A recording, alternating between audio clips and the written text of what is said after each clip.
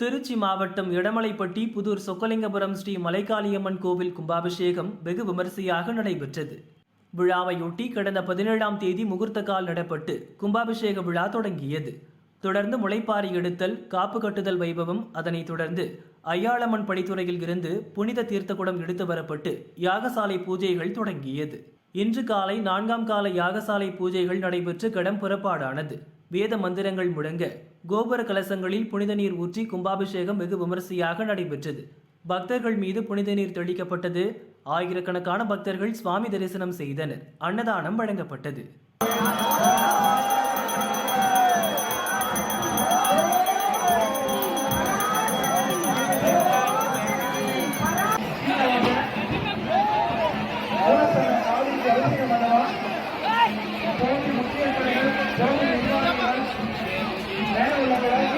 தள்ளி தள்ளி விட்டுப்பா முன்னாடி போய்க்க